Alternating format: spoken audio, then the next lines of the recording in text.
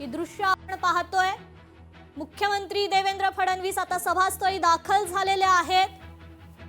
थेट दृश्य आपण त्या ठिकाणी पाहतोय। आज शिवाजी पार्कात दादरच्या महायुतीची ही सभा आहे आणि आता सभास्थळी स्वतः मुख्यमंत्री देवेंद्र फडणवीस यांचा ताफा देखील आता दाखल झालेला आहे। त्याआधी उपमुख्यमंत्री एकनाथ शिंदे यांनी बाळासाहेबांच्या स्मृतीस्थळी जाऊन अभिवादन केलेलं आहे आणि आता मुख्यमंत्री देवेंद्र फडणवीस सभास्थळी दाखल झालेले आहेत।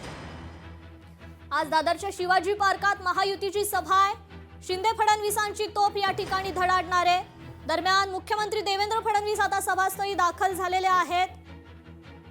ही दृश्य आपण थेट पाहतोय लोकशाही मराठीवर।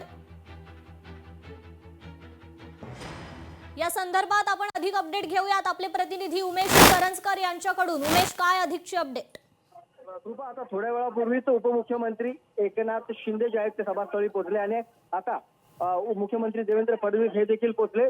उपमुख्यमंत्री पोहोचल्यानंतर त्यांनी आधी बाजूलाच असलेल्या बाळासाहेब ठाकरे यांचे जे स्मृतीस्थळ आहे या स्मृतीस्थळावरती जाऊन त्यांचं दर्शन घेतलं, त्या स्मृतीस्थळाचं दर्शन घेतलं। त्यानंतर आता मुख्यमंत्री देवेंद्र फडणवीस इथं आल्यानंतर ते देखील स्मृतीस्थळावर गेलेले आहेत आणि ते देखील त्या स्मृतीस्थळाचं दर्शन जे ते घेत आहेत।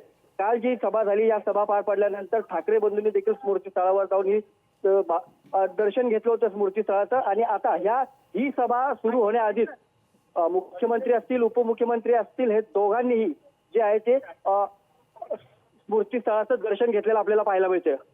जी, निश्चितच उमेश, खरं तर मुख्यमंत्र्यांसोबत मंत्री उदय सामंत, पालकमंत्री आशिष शेलार असतील, प्रदेशाध्यक्ष रवींद्र चव्हाण देखील त्या ठिकाणी उपस्थित असल्याचं दिसतंय। थोड्या वेळातच ही सभा जी आहे ती पूर्णपणे सुरू होईल, कारण सध्या जर आपण पाहिलं तर जे दुसऱ्या फळीतले नेते आहेत त्यांची भाषणं सुरू झालेली आहेत आणि आताच मुख्यमंत्री आणि उपमुख्यमंत्री हे देखील या सभेच्या स्थळी दाखल झालेले आहेत। उपमुख्यमंत्र्यांनी त्याप्रमाणे स्मृतीस्थळावर जाऊन दर्शन घेतलं, मुख्यमंत्री देखील या स्मृतीस्थळाचं दर्शन घेत आहेत आणि आता दोघंही स्टेजवर जातील आणि स्टेजवरून नेमकं ठाकरे बंधूंवर काय निशाणा साधला जातोय हे पाहणं अत्यंत महत्वाचं असणार आहे।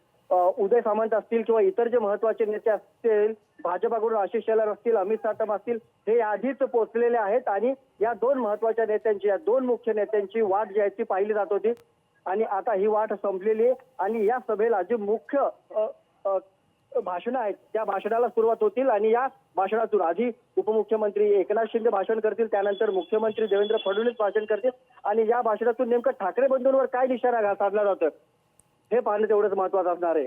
जी, निश्चितच उमेश, खरं तर काल याच मैदानात ठाकरे बंधूंची तोफ धडाडली होती।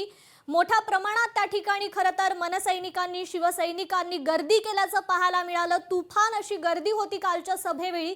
आजच्या सभेचं काय दृश्य आहे नेमकं?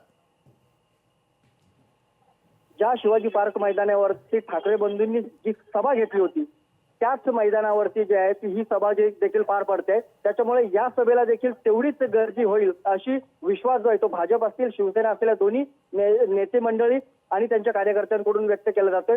आता सध्या जर ही सगळी परिस्थिती पाहिली तर मुंबईत मोठ्या प्रमाणात मुंबईत राहणारी जे कार्यकर्ते आहेत, नेते मंडळी आहेत, हे सर्व या सभास्थळी पोहोचलेले आहेत। आता या सर्व मैदानामध्ये आपल्याला मोठी गर्दी पाहायला मिळते। भाजपचे कार्यकर्ते असतील, शिवसेनेचे कार्यकर्ते असतील, हे मोठ्या प्रमाणात इथं उपस्थित आहेत आणि या सभेतून मुख्यमंत्री उपमुख्यमंत्री या सर्व उमेदवारांना, या कार्यकर्त्यांना काय संबोधित करतायत, कारण आता उद्याचा फक्त शेवटचा प्रचाराचा दिवस राहिलेला आहे आणि या प्रचाराच्या दिवशी नेमकं काय मुख्यमंत्री सांगणार आहेत, उपमुख्यमंत्री सांगणार आहेत, त्याकडे सगळ्यांचं लक्ष आहे। ही रात्र, जसं म्हटलं जातं की रात्र ही वैराची आहे, तशी ही रात्र देखील वैराची आहे, कारण ही शेवटची रात्र आहे प्रचाराच्या सगळ्या संदर्भातली। त्यामुळे याबाबतचं काय सर्व कार्यकर्त्यांच्या डोळ्यात अंजन घातलं जातंय का हे देखील पाहणं तेवढंच महत्वाचं असणार आहे। मात्र आता मुख्यमंत्री आणि उपमुख्यमंत्र्यांच्या भाषणाची आतुरता सर्व कार्यकर्त्यांना लागलेली आहे। लोकशाही मराठी ऐका, पहा, जागरूक रहा।